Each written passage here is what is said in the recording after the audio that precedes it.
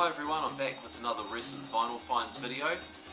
November's just passed, and here in New Zealand, November was Nunvember, marking the 30th anniversary of Flying Nun Records, the iconic indie New Zealand label.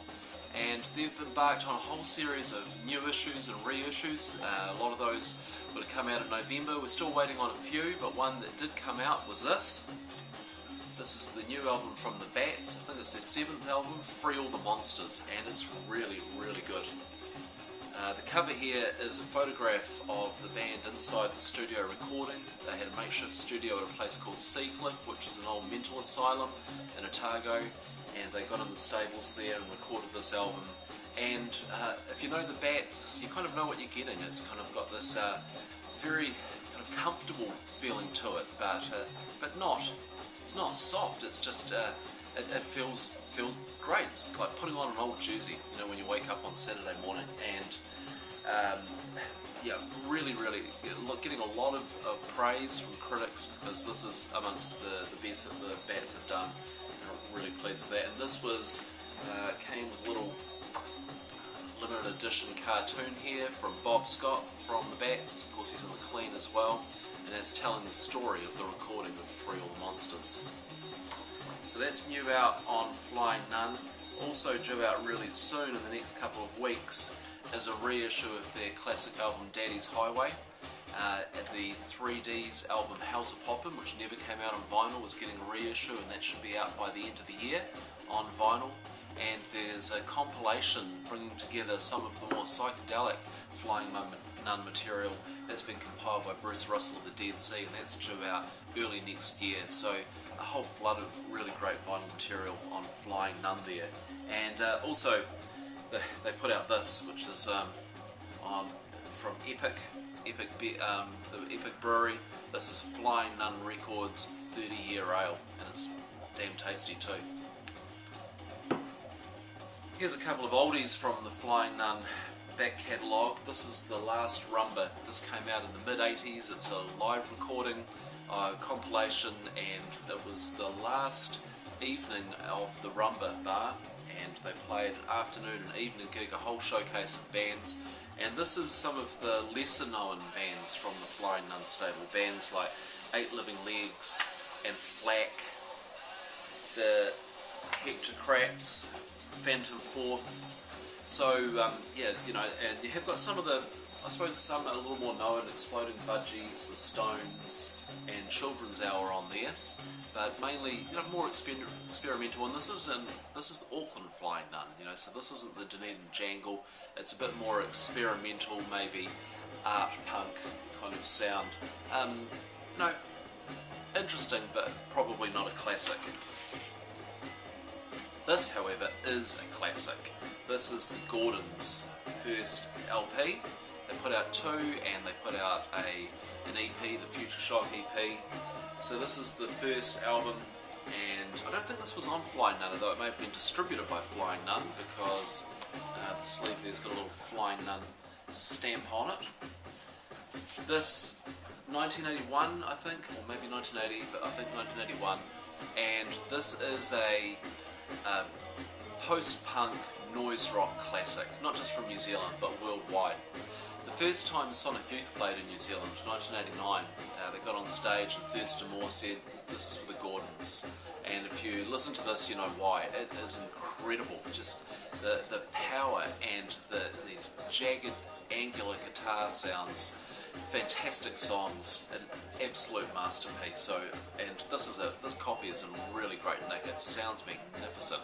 I've just was cranking it out before. If you ever get the chance to listen to this or get your hands on it, you couldn't recommend better. If you're into abrasive guitar rock, you know, punky noise guitar rock, then this is for you. This is on Flying Nun from, I'm guessing, maybe 1987. Rex Small speakers on expensive stereos.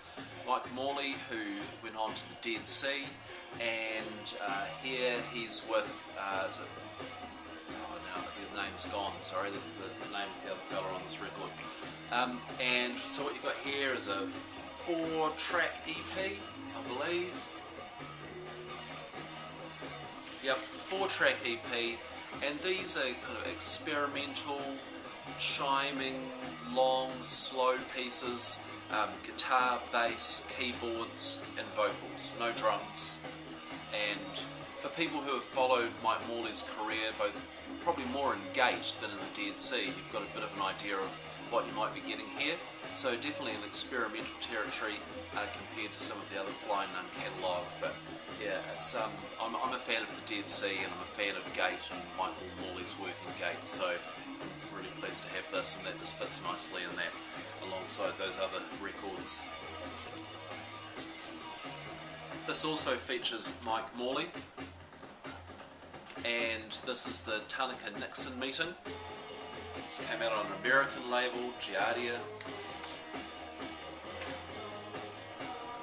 4 long guitar improvisations, and you know, this isn't for everyday listening, but for those occasions when you need to listen to long guitar improvisation, you know, we all have those times, then this is a great record for that, the Tanaka Nixon meeting. And finally in this video, this is what we're listening to now, and this record is a revelation. I've only had this a couple of weeks and think it will be in my top 10 New Zealand albums for the year. Absolutely superb. Orchestra of Spheres, Nonagonic Now. So Orchestra of Spheres are from Wellington. I've only seen them once, but it wasn't really a typical performance. It was at the Silver Scroll Awards, which are New Zealand Songwriting Awards, and one of the features of that show is that they have New Zealand bands cover other New Zealand bands, and Orchestra of Spheres came on and they covered, it might have been Bachelorette I think they covered, and you know, that sounded good, but I had no idea of what their own music was like. And then I saw that this had come out on vinyl through Fire Records. It's the same label as bands like Giant Sound and How Gal. It's also got some stuff out on there. And came out of the UK. And so I went to their Bandcamp and had a listen, and I was just blown away. This is a stunning record. It's polyrhythmic, inventive. At times it has that kind of desert blues guitar sound that you associate with things like Tinariwen, the desert blues. It has the joyousness and the exuberance of something like 6 Organs of Admittance, and just, like I say, inventive, surprising, and yeah, unlike anything else that's going on in this country at the moment, I think. And this is a stunning record. I've been playing it a lot. Nice packaging as well. Out on Fire Records. That's Orchestra of Spheres, Nonagonic Now. Alright, so it's the recent vinyl I've picked up. Thank you for watching, and thank you for your comments and feedback. And I should be back soon, hopefully, where I'm going to make a video of my top 10 New Zealand vinyl releases for 2011, and looking back over the year I've been thinking a bit about it, and there's some great records, so I'll be looking forward to sharing those with you. Thanks for watching.